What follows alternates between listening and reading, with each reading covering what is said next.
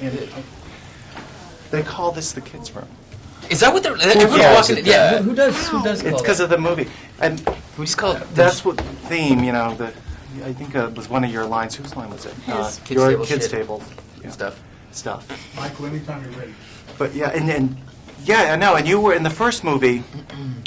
You weren't in that scenario where there was kids. No, I was the kid. You were the only kid. Now you have some. I have buddies. Cohorts. Support system. Yeah. Kids can't do it alone. Yeah. Yeah.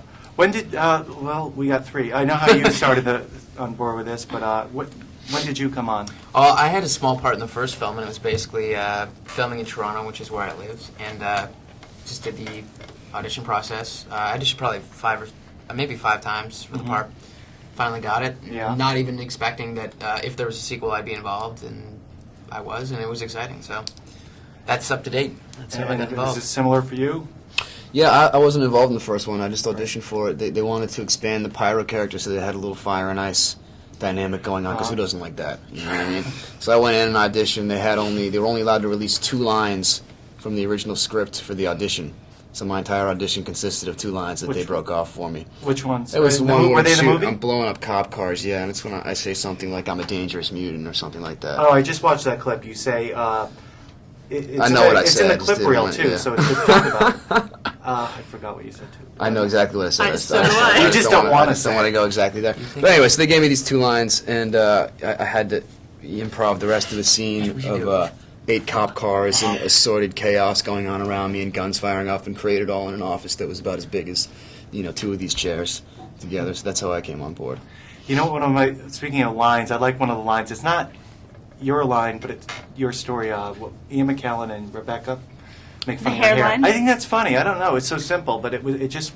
You saw it last night, right? It is funny. Did you hear it? Everyone just went about. That was a funny. Everyone that was a great reaction. laughed, which is great. And I forgot about that as well. It's not something that's sort of, like you said, it's sort of a small thing, but it's sort of important, and it's just all those details that sort of make some of the best moments. Classic sometimes. Ian, really. Yeah. I think the cattiness just shows how evil the 2 are. Maybe. Yeah. But everyone does that kind of stuff. It's human. Push people's buttons, you know. Yeah.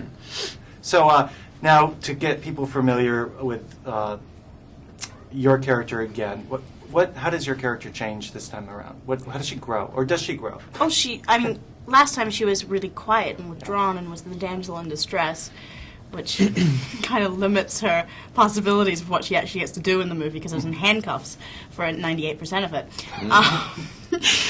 Suspect. Totally.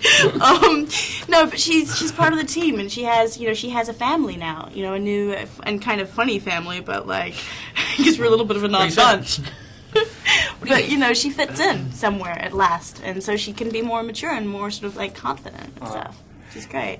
When we talk about the mutant powers, everyone has a unique power. Everyone does have a unique. No one has double powers, do they? I'm trying to think. Well, they can have many layers to your Hugh powers. Jackman has 2. He's got those. Well, he's got 1 mutant power. The claws is something that was done to him, right? And the reason it was done to him is because his mutant powers that he can heal. Right, and you do the opposite. I kill people. You kill people, and I take their powers. That's right. How do you?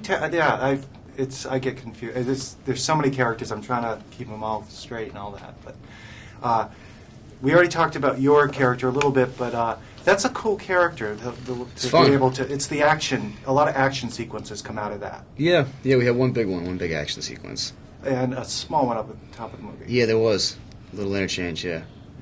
And actually, you're involved in that one as well. Yeah. I gotta clean up his mess.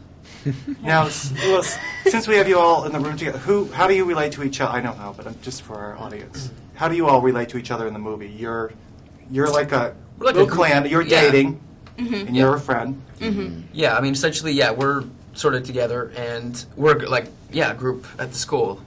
Even though we sort of have our differences, I think, but I think that's what makes the dynamic a little these 2 interesting. have the romance. I get the short end of the stick on that. That's why I'm blowing up cop cars instead. Maybe if you got the girl, maybe he wouldn't be so ornery if you got the girl instead. You don't get you get nothing out of that. Just distraction. You get Mystique. Yeah, maybe. What? Maybe I move on to Mystique. Mystique. Now, Mystique. Rebecca. Yes. She. That's a cool character too. Yeah. Is there a character that you all, when you sit back and watch it, other than your own, what power one what power do you think is the coolest? Start it off, Aaron. Well, this guy's not in the movie, but he's a mutant called Maggot, I believe is what he's called, and he controls these What? two slugs. This is a real guy. I Are read you about this. kidding? He controls these two slugs that attack people. I swear to God, and You're so lying. ooze acid onto them, and they like took him out of the comic book after like 3 issues or something because he was so lame. But I kind of like it. It's a very original power. I like that. Did you follow? You followed in the comic book? I read a bunch of them for to do research for the plot. Oh, okay. All right, we've been wrapped. So, Okay. congratulations. Good Nice to meet you. meet you.